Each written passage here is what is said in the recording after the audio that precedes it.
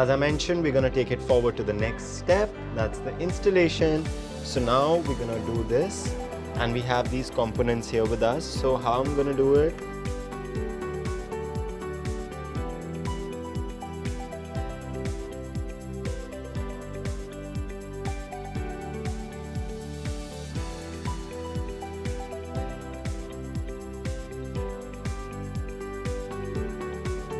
We'll take this forward and we'll connect this to the inner antenna, and we'll make the ends meet in the inner antenna. So now we're in the next part of our installation. So now I have with me the inner antenna. Make sure that you sit in the opposite direction where you want network, because the network doesn't amplify backwards.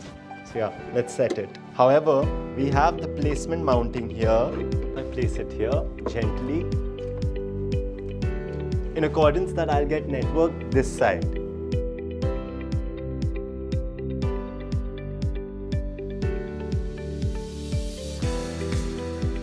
So now we connect the inner antenna with the mobile port and our outer antenna with the BTS port. And now we have our power adapter, which is the plug-in of everything. And now we're all set, and now we have all signals coming. So all networks are here, 2G, 3G and 4G, namely they're all here.